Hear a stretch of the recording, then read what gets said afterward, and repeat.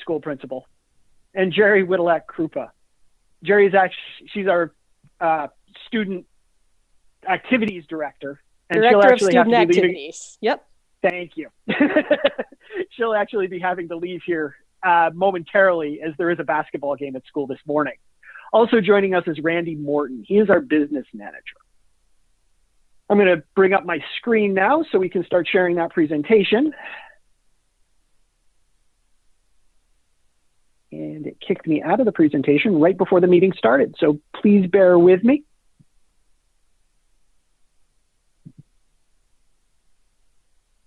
And here we go.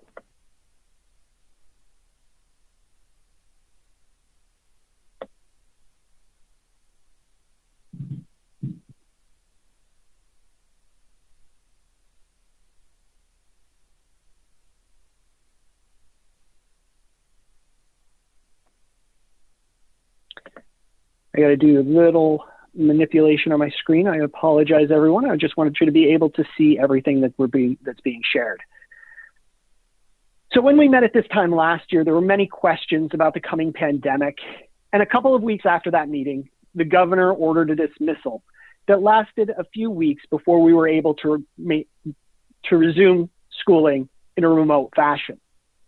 The dismissal ignited a pivot, something that still continues to this day in some capacity. Our administrators, teachers, and staff have had to rethink student engagement. And while it has not always been a smooth road, we continue to evolve and grow. Currently, we have all pre-K through 6 students back into in-person learning 4 days a week, and grades 7 through 12 in a hybrid model. That's 2 days in person and 3 days remote. Through all of this, the board has remained committed to our mission, ensuring all students become informed, literate, critical thinkers who demonstrate responsible social and civic behaviors. With this in mind, we'd like to present some highlights from the past year. For the second year in a row, we have 4 presidential scholars. Additionally, BFA Fairfax was recognized as a top 10 school in Vermont for preparing students for college. In grades 1 and 2, we implemented multi-age classrooms to better engage younger students. There was a launch of a new writing block and program, Jump into Writing, to enhance students' writing skills in grades 3 and 4. And the boys' varsity soccer team went undefeated in their regular season. Several of the players were selected to the Mountain Division team, and Coach Jake Hubbard was recognized as Coach of the Year.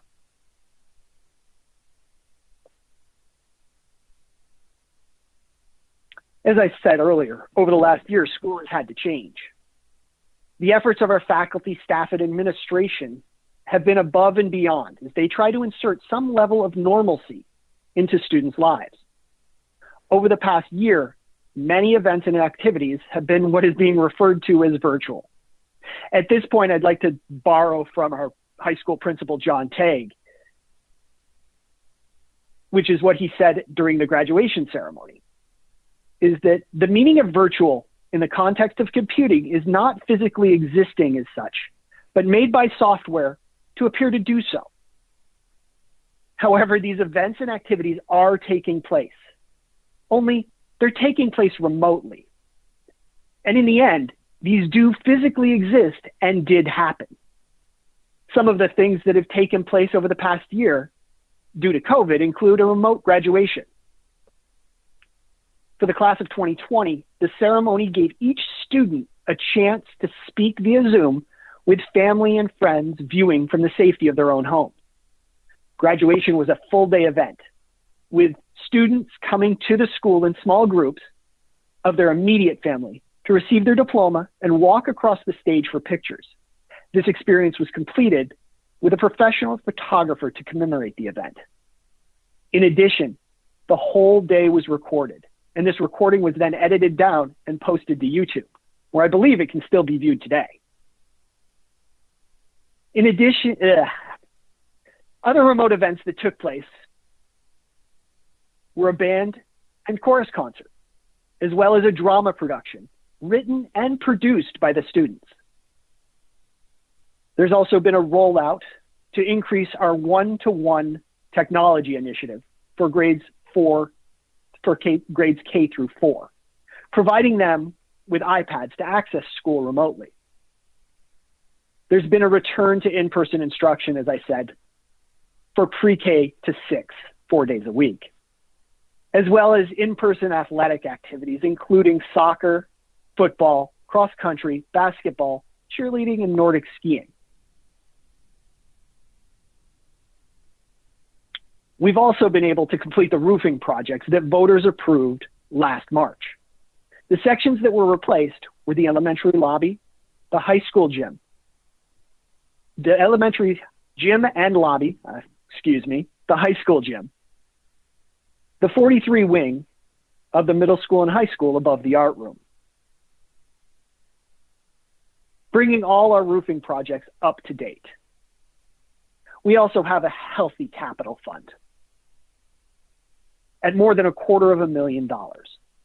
These funds will be used in the next year to replace the tile in the high school hallways, as well as the first floor classrooms of the high school.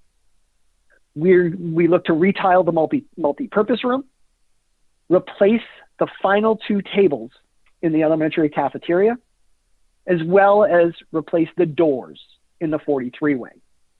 Now, there may be some question regarding the flooring in the 43 wing, as there is a need to replace this as well.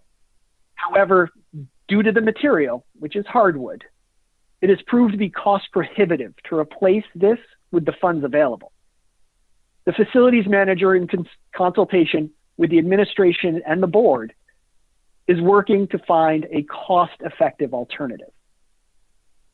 With that, I'd like to hand it over to Sandy Alexander for the next few slides, and she'll tell you the story of our school. Sandy? Thanks, Scott.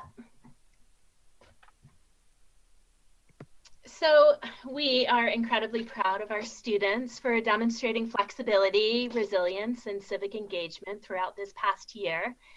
They cooperated by wearing masks, washing hands, being socially distanced, and demonstrating support for one another. Our students continue to participate in modified co-curricular opportunities and community partnerships to support service learning. They made the best of our current situation by creating outdoor learning spaces and embracing new formats and expectations for the classroom and athletic events. Students were engaged in learning in class and online as we responded to an ever-changing landscape throughout the pandemic. So now I'm going to cover some highlights of the great things our school community has been up to. And I'll start with the Good Citizen Challenge. So as part of the statewide Good Citizen Challenge, sponsored by 7 Days and the Vermont Community Foundation, before the pandemic, a group of 6th and now 7th grade students began meeting to learn and participate in a friendly competition about our state, civics, and community involvement. They explored local and national issues, interviewed a lawmaker and a journalist, and completed activities that helped them to better understand our state's history.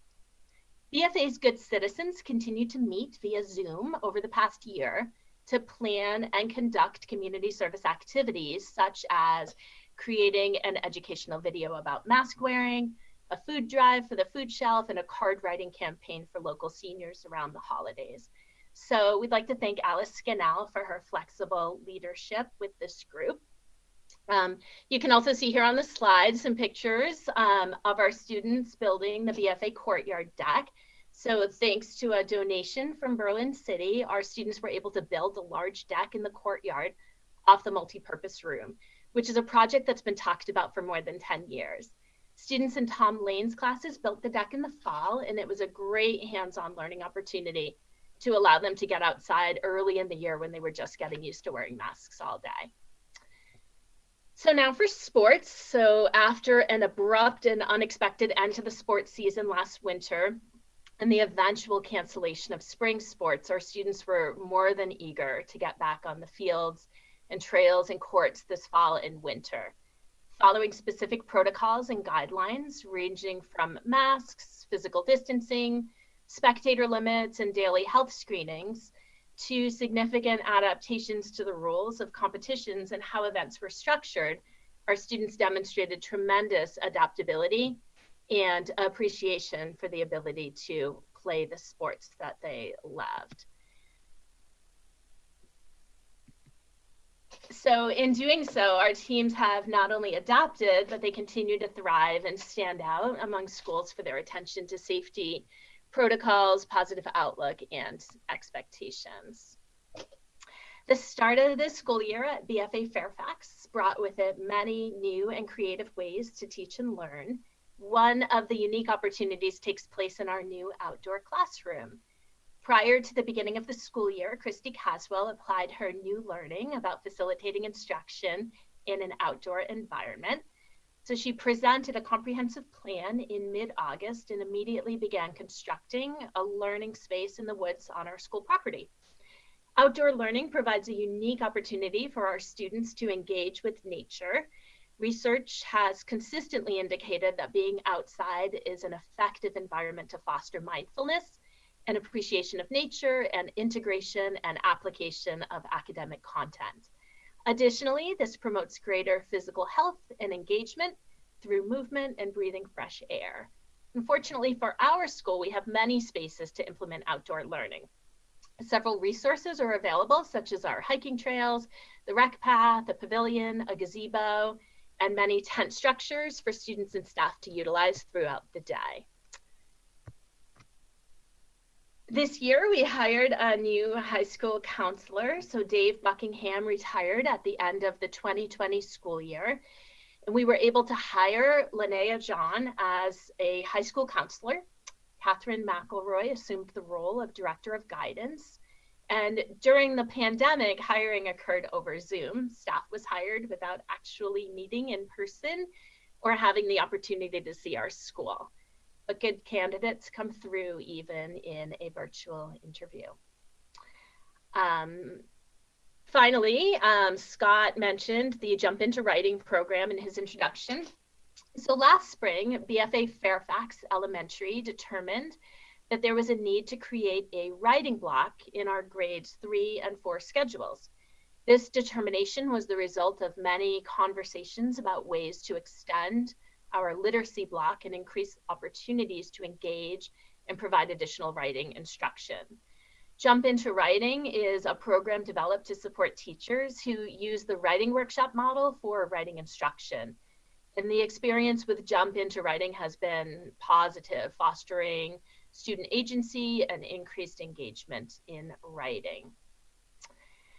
Lastly, this year, we had a near record-setting food and gift donation during the holiday season. So despite, or maybe due to the pandemic, our community really stepped up even more so than we're normally grateful for to help supply many families in the area with Thanksgiving and holiday meals and needed gifts. So we do invite all of you to follow our blog, where the story of our school and our supervisory union are told regularly from the people who are living it on a daily basis.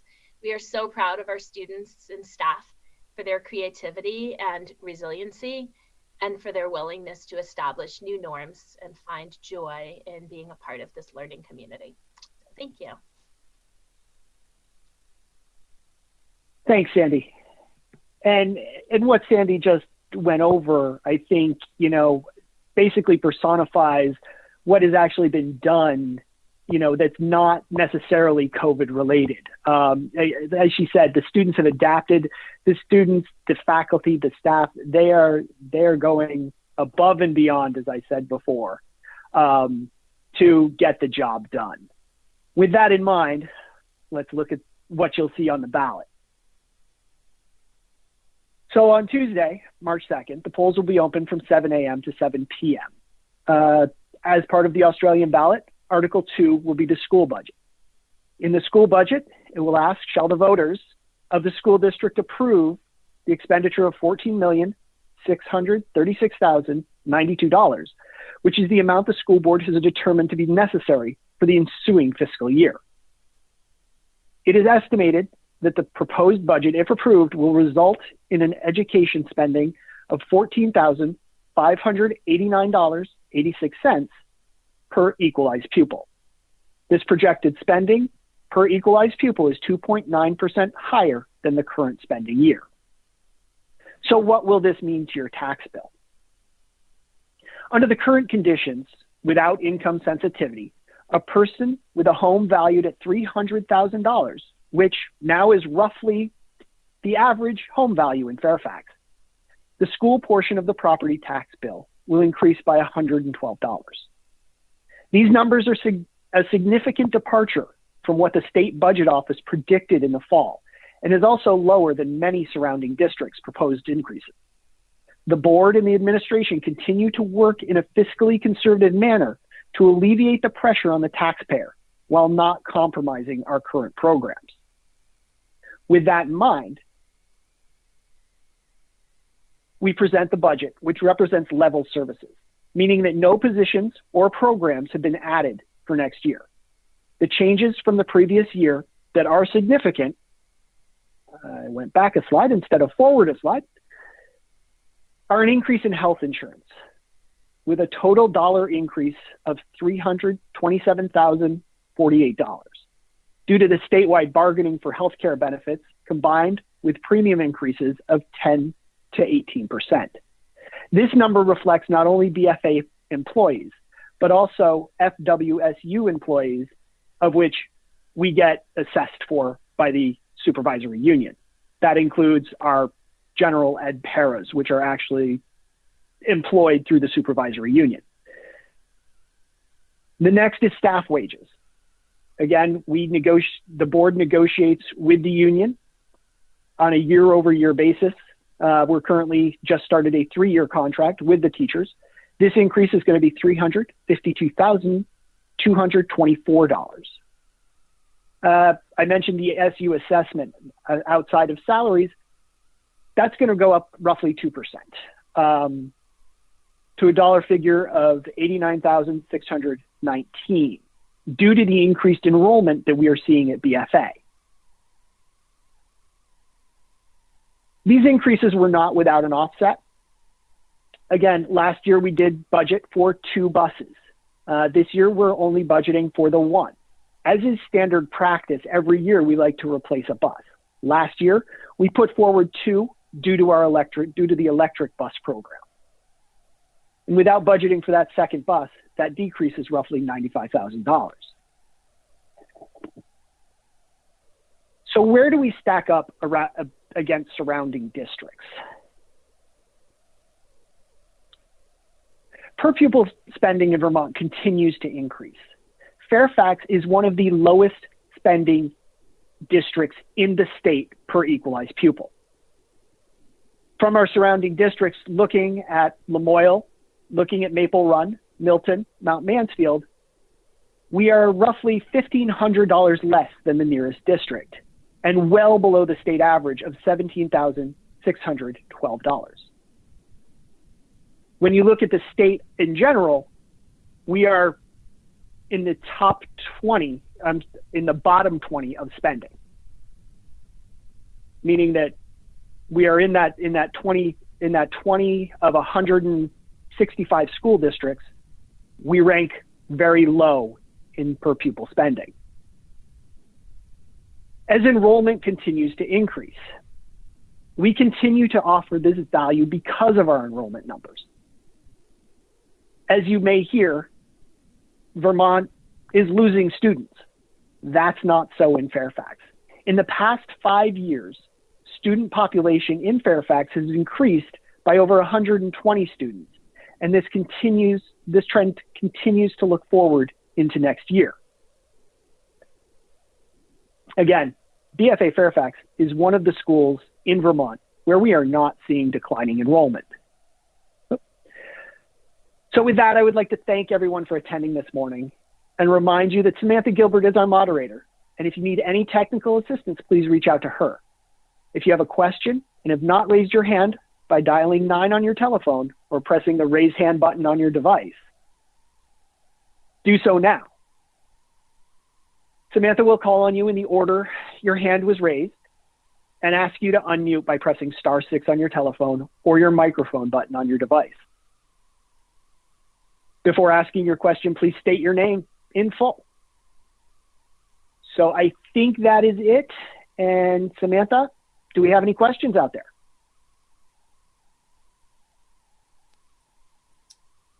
We do. The first one comes from Alex Katz. Hi, my name is Alex Katz. I thank you for the detailed numbers. I'm just curious, you told us what the insurance increase is as a percentage of overall insurance. Can you share with us what the insurance increase is as a percentage of the insurance cost? In other words, is the 327,000 10% more than the prior year insurance or 20% more? I'm just curious what the percentage of insurance increase is relative to the overall insurance cost. Sure, and I'll have to defer to Randy Morton on this. Again, Randy's our business manager, and for some of these questions, we are going to defer to our administrators on that. Randy? Sure. If you can give me a minute, I'll circle back to that. I'll have to do some calculations here real quick. Thank you.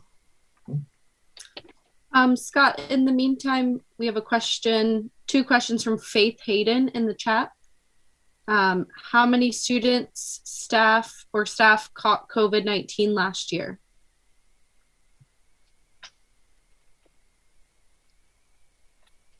Sure, I don't know that we're allowed to necessarily give those numbers, but I'm going to defer to the principals and the superintendent for those numbers.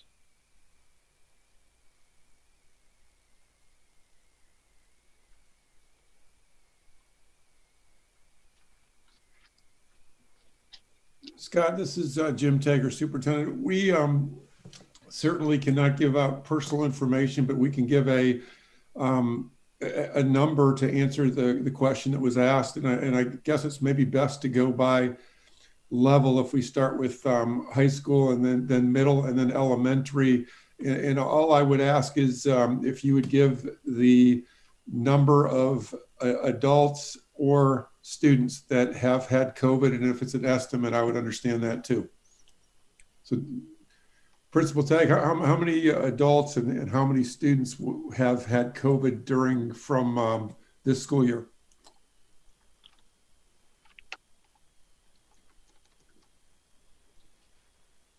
John, you're on mute. Yeah, I don't remember to unmute. It's a very small number. I'm going to say less than 10 combined between students and teachers. I think 10 may be a high estimate. I'm just trying to go through. It's somewhere in that 10 to a dozen range. Thank you, Principal Tag. How about middle school, Justin? Hi there. We had less than 10 cases as well. In the couple of confirmed cases that did arrive in our building, those were confirmed by the Department of Health as being community spread and not spread within the school. And there was no additional spread within the school. Okay, then Principal Walsh. Less than 5 cases. Thank you. It's Jim Tager again. And what I would just reiterate that was shared by Justin is that these are all community spread. So we feel very good about the mitigation practices that we've had within the building. And frankly, that's a credit to our students, faculty, and staff. I was concerned about how the students would do with masks, and they have gone above our expectations. So we hope we're getting to the end of this. We really tried to value in-person instruction, and the numbers, I think, were controllable, and there was no spread within the school, I think, is the good news that I would share to answer your question. And our next question from Faith Haddon, is how many students opted to be homeschooled this year?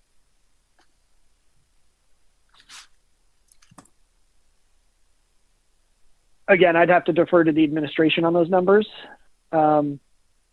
Jim, John, Tom, Justin.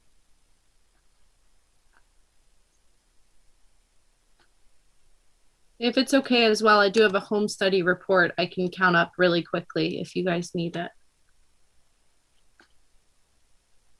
I can say in the high school, we had 12 students participating in our remote instruction program, which was, we were able to operate with our existing high school teachers. So we had a math, a science, a social studies, and an English teacher work with our students on a regular basis. And I think we started with 12, and we had some of those students return to school, and we may have had one or two go back in, but we've been right around 12 students throughout the year.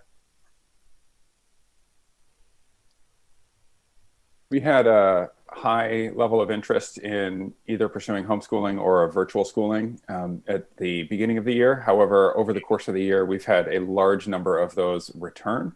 So I don't particularly feel comfortable sharing numbers at this point, but the vast majority of students that pursued non-school options have returned at this point.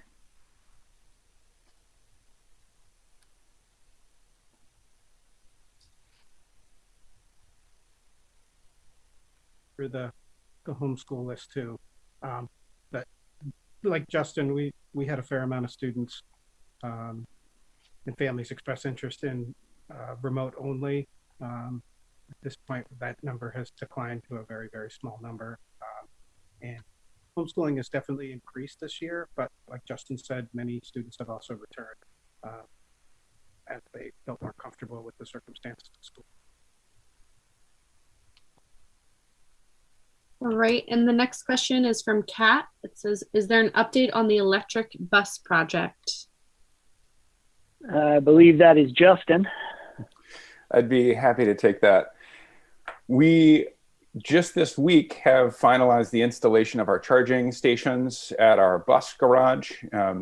The electricity has been hooked up. The charging stations are fully installed. At this point, we are awaiting the delivery of our electric buses, which we expect to take place prior to the conclusion of this current school year. So all we're waiting for at this point is the arrival of the buses, and we can turn on the power, charge them, and start driving them. We're pretty excited about this project.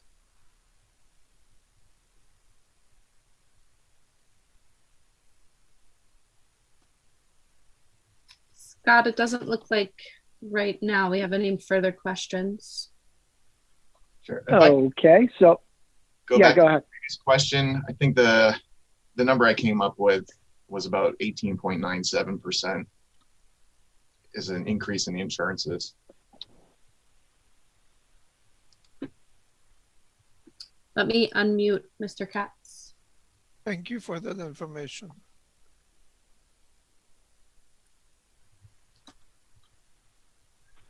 Looks like we have one more question from Faith Haddon. Is there a plan to install solar panels? So Faith, there's not a plan to install them at the school. We did have an assessment done a few years ago. We are part of a collaborative, which helps offset some of our energy. So we are part of an alternative energy cooperative. There's really, the way that our roof is set up, from my understanding, it's not amenable to actually putting solar panels up. They'd also assessed the parking lot to do sort of a carport parking lot with the solar panels overlaying that. However, there's a baseball field right next to it, and they did not feel safe, that it would be safe for the solar panels, putting that right next to a baseball field.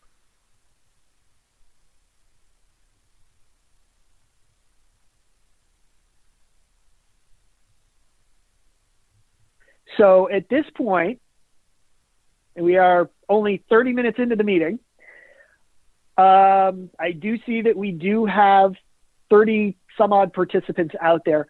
Are there any other questions, concerns? Again, we are here to answer those questions for you.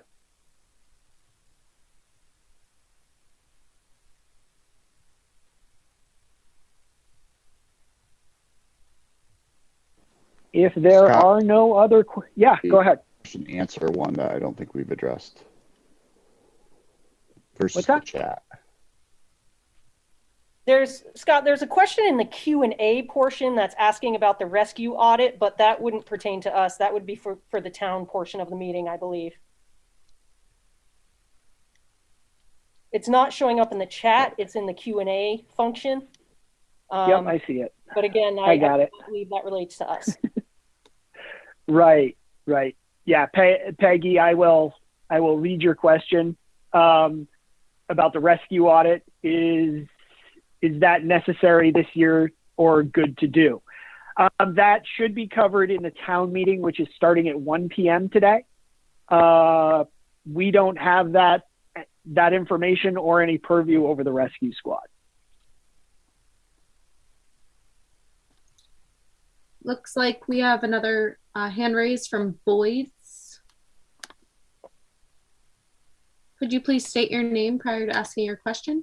Hi, it's Jason Boyd. Just was wondering if there's been any update on the Long Range Facilities Committee and looking for any updates on facility updates. Thanks. Yeah, so it's been difficult this year, Jason, to actually convene a meeting of the LRFPC. We do have a board member, Mike Brusso, who meets regularly with the administration as well as the facilities director or facilities manager to assess the needs of the building. As we went through earlier, we do have a healthy capital improvement fund right now, and we're looking to replace a lot of flooring throughout the school, as well as looking into alternate materials for the flooring in the 43 wing. As far as the LRFPC is concerned, we're looking to get that reconvened again. It's just been very difficult in a remote fashion to assess the needs of the school when we can't really get in there to bring a whole committee through the building to assess them.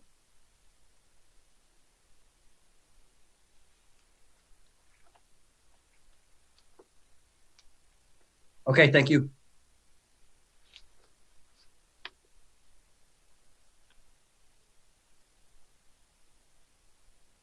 All right. It looks like we have another question from Peggy Bushy regarding any changes to after-school activities.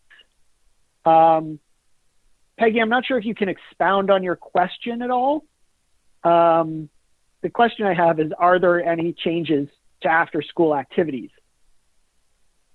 And I don't know, Tom, Justin, John, you want to take a swing? Jerry, you want to take a swing at that one?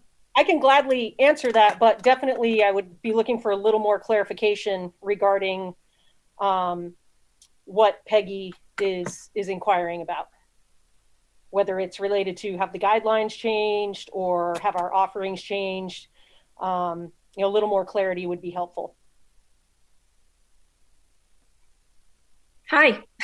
I'm sorry, I did come in late, so I don't know if you've already addressed it, but no, really feeling the impact of distancing, social distancing, knowing that kids and teens need socialization. Are there any plans for, I've been trying for a long time to get a teen center up and going. Is there any plans for that going forward, seeing the impact on distancing that it's had on kids?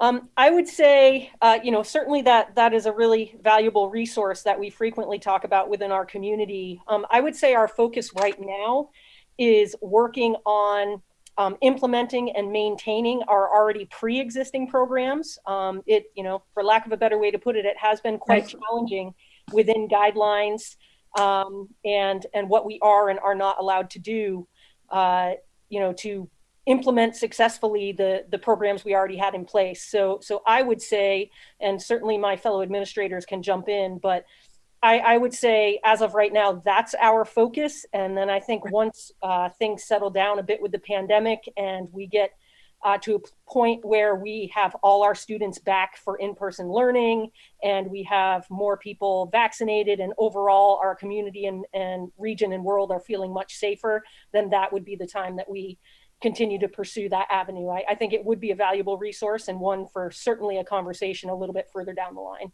Absolutely. Thank you. Yep. Looks like we have another question in the chat from Barbara Murphy. Was the SRO already spoken of here? So not specifically, Barb. Do you have something that you want to speak of?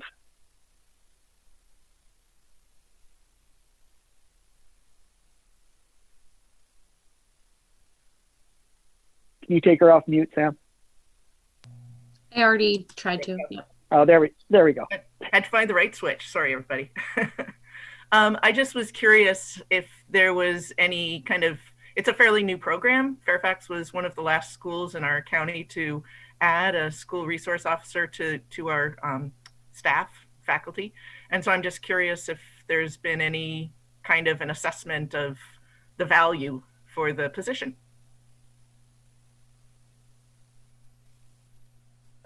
I'm going to defer to John on that. You know, no evaluation has come in front of the board for that, but we don't take part in staff evaluations. And we are up on a program review, but again, that has yet to take place. Thank you. Yeah, So, and that's more, I think, what I'm speaking of, not of in particular the officer that is serving us. I've seen some different points of people having positive contacts. I was more interested in the value of the program review because of it being a new position that we've added. Yeah, and like I said, the board review of that project will be coming up in the next couple of months, or program will be coming up in the next couple of months.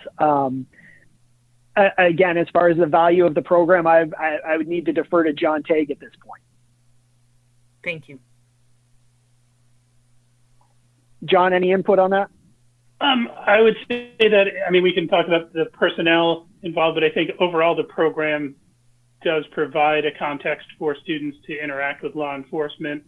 The SROs are, I think, they're a little less able to be visible this year than they would have been the past year. In the past years, they've been in classrooms, they've been working with teachers, and they're a little restricted, but they certainly are helpful in our transition into welcoming students back. This year, it's an excellent resource in terms of some of the truancy and well child visits that we've had them do over the course of this year for students that are in the spring and in this year as well for students that have been resistant in coming back to school. I don't know, Justin or Tom want to join in. I think we see the value in having the officer in the building and available, and it's somewhat been dampened a little bit with the availability of him or her to be able to go into classrooms and interact more with students that way. John shared. We do collaborate with the Franklin County Sheriff, though, and he's in contact with the administrative team, asking for feedback, asking for anything that we might need. So I don't think I have much to add other than we do regularly meet and talk with Franklin County Sheriff. I would just add that one of the greatest resources in the school resource officer program is the creation of and maintenance of positive relationships with law enforcement. And I think that's been the biggest value of having the SRO in the building, as they're really a proactive point of contact for a lot of students. And they've also been of great assistance to us with, again, as John was saying, well child visits, any concerns around attendance. But most importantly, I think the school resource officer has been very, very helpful as a way of creating a positive point of contact between students and law enforcement. And I'd also like to point out, as part of this program, response time from law enforcement is quicker because they are on site. Should we have any active situation within the school, as we did a couple of years ago, the nearest department is 20 minutes away. And that's at a high rate of speed to get here. So, it adds an immediacy to that response should there ever be a situation within the building. Pardon the interruption. We just have about 30 more seconds for this question. Oh, I think we're wrapping up here on this question. Absolutely. Thank you very much for all your input, and I'll look for the board review upcoming. Thanks, Barbara. All right, it looks like we have a question from the phone caller right here. So I'll ask him to unmute.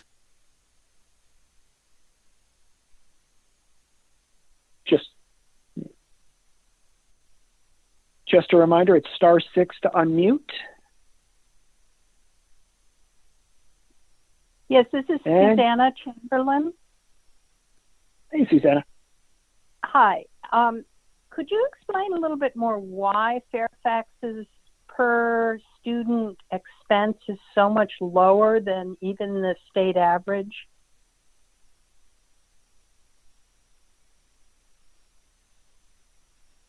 Yeah.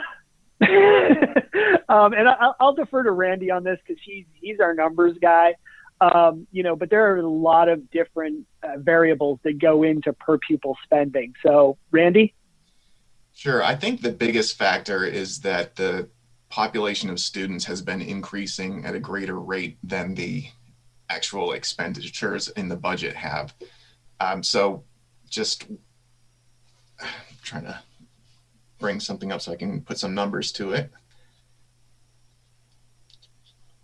But what it comes down to is we've had an increase in our equalized pupil, which is one of the driving factors of our tax rate for year over year at a significantly higher rate than any other districts in our area. I know Scott was mentioning earlier, we're one of the few districts who have an increasing student population, and that is pretty much the driving force of what we look at when we're looking at our per pupil. But just compared to last year, we had 863.34 equalized pupils. And this year we're looking at 880.29. And just to give you an idea what that means, there are a number of different ways we count students in our buildings. Equalized pupil is a 2-year weighted average of a certain time frame between September and October, where we count the number of kids in our classroom. We give different weights to the grade level they're in and some other economic factors of the family and ELL students. So we weight the students, and that gives us our ed spending per equalized pupil. So I would say it comes down to the increasing, the rate at which we have the increase in the equalized pupils. And, Suzanne, I'd like to point out on the number of students that we have. A couple of years ago when we were talking, when Act 46 was going through and everybody was talking about mergers, we were nowhere near the 1,000 student threshold that was needed to not even have to consider it. At this point, our projections show us over 1,000 students, probably not next year, but within the following year.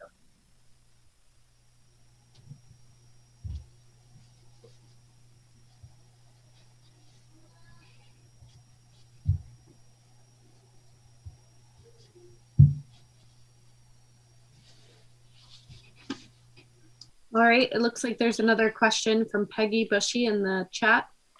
Aside from the school-sponsored programs, is there anything the community can do? I think we might have lost Jerry. But and Tom and Justin and John will be able to speak more to this. But I do know that there is some coordination between certain groups within the community and the school, working towards the same goal.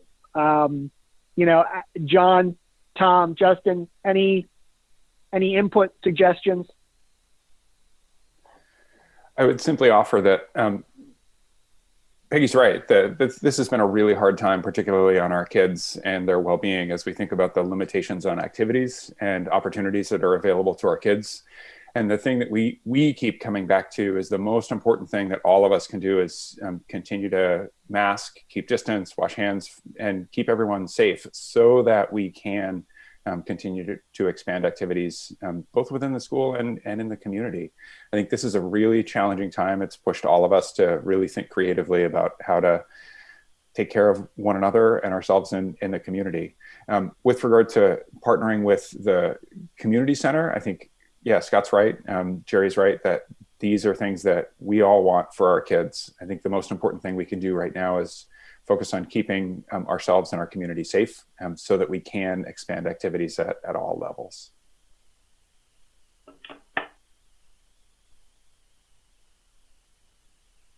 We are in communication with the town manager and the director of the rec department. Jerry works with them, and the administrative team meets with Brad on a fairly regular basis just to try to figure out how we can work together to provide opportunities as a cohesive unit. We also work with the greater YMCA as a community partner to offer programming for students after school and certainly during vacations, and we'll be talking with them about seeing what opportunities they might be able to provide this summer for students too.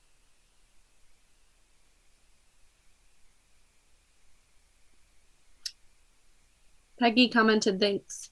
It takes a town. We have another question from Faith Haddon. How many tuition students do we have? Is the number increasing or decreasing?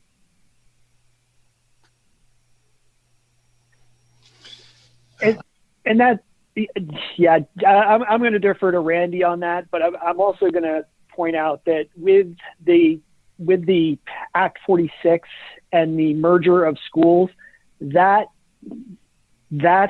pool of students that could be taken from has been diminished a bit.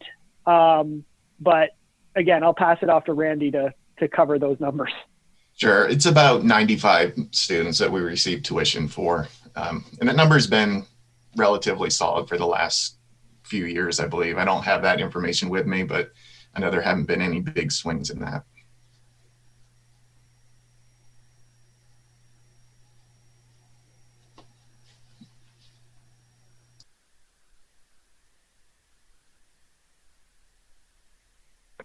So we're almost at the hour mark.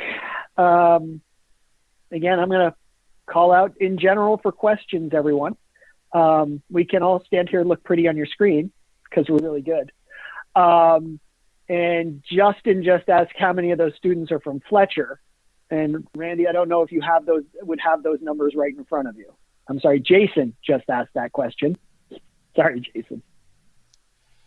I don't have the exact number. I know a majority of them are from Fletcher, and roughly, I'm going to say 80% of Fletcher students come to BFA Fairfax. Hold on, I can try to, I'm looking for that number.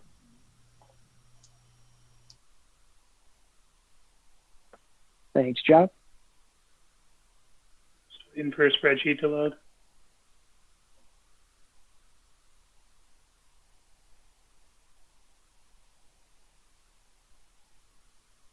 Does anyone else have a question while John's looking for those numbers?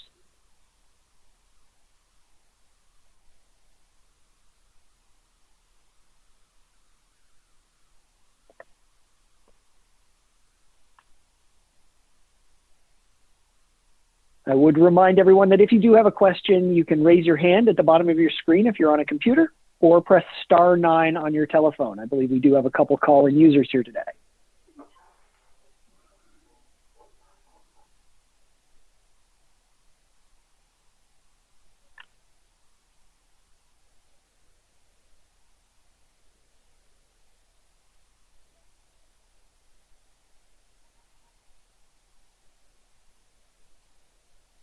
And just because I like to hear myself talk, I will fill the time until John finds those numbers.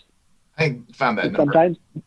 I think the most current number I have is 80.5 FTE, or full-time equivalent. The last spreadsheet that we got from our registrar has 89 students from Fletcher in grades 7 through 12.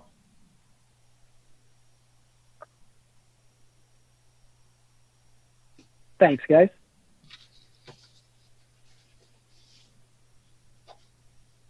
So if there are no more questions, I want to thank everybody again for attending this morning. I want to thank our board, our administration, our faculty, staff, and of course, our parents. Education has truly become a collaborative effort in the last year, while we all look forward to having students back in the hallways of the school on a full-time basis. we want to do it in the safest possible way. The board appreciates the efforts throughout the community as we navigate this once-in-a-century event. So now you got a couple-hour break. The town informational hearing will begin at 1 p.m. And also, as a reminder, voting will take place at BFA Fairfax in the Richard Brown Gymnasium currently on March 2nd, and the polls will be open from 7 a.m. to 7 p.m. Again, thank you for supporting our school, and I hope you have a great rest of your weekend.